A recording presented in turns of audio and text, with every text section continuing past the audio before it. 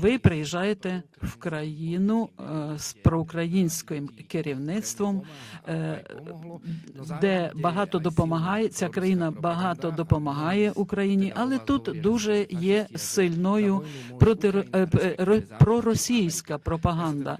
Я хочу запитати від імені або запитати вас, як ви дивитеся на це? Що ви хочете сказати тим проросійським елементам?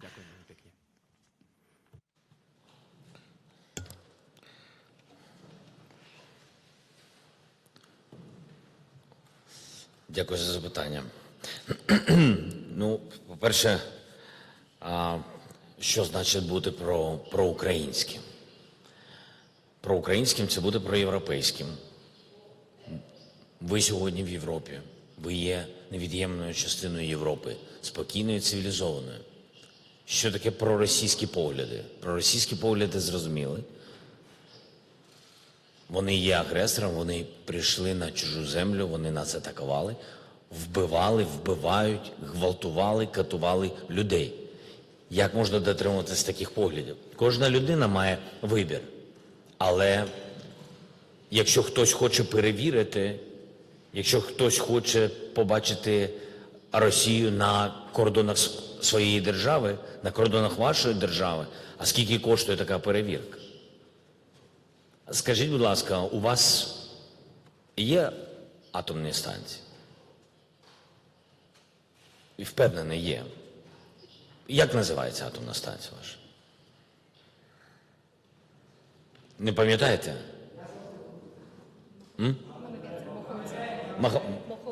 Моховця. А є дві, прекрасно. А є гідроелектростанції? Як називається гідроелектростанція?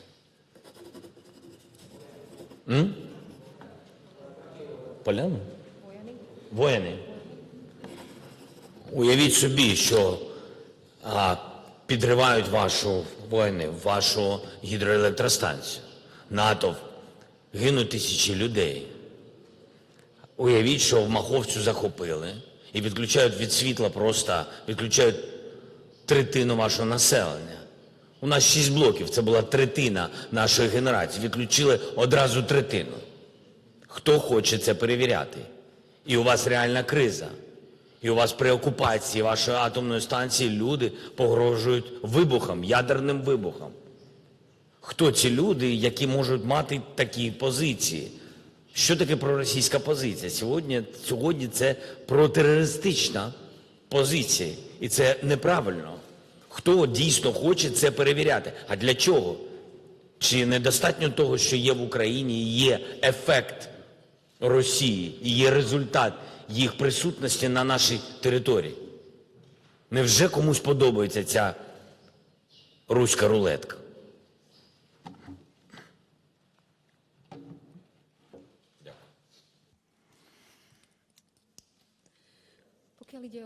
Якщо йдеться про Вільнюський саміт, я вже хотіла сказати, я вже дуже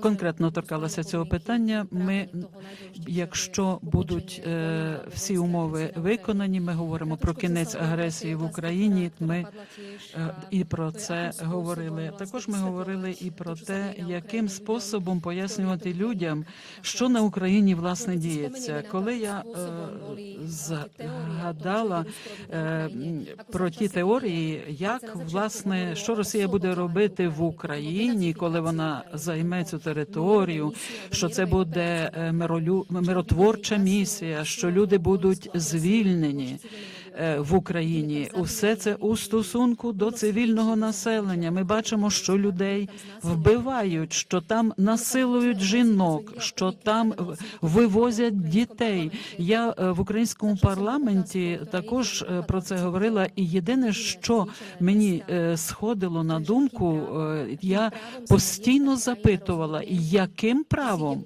як може прийняти рішення країна, що вона хоче зайняти територію іншої суверенної держави і вбивати при тому людей, вбивати цивільне населення. Всі ми можемо це бачити, всі можемо приймати рішення, який стосунок до того, який стосунок яку позицію зайняти. Знаєте, вибачте, треба було б зупинитися відповіддю, але просто мені цікаво. Я просто не до кінця розумію, звідки це йде проросійська позиція. Тобто ви бачили, що Сполучені Штати Америки, щоб люди звідти переїжджали в Росію? Ви бачили, щоб люди з Європи хотіли мігрувати в Росію? Ви це бачили? Що вони виходили з європейських автомобілів і сідали на автомобілі радянського зразку? Я просто такого не бачив жодного разу в житті. Але все одно є частина людей, яка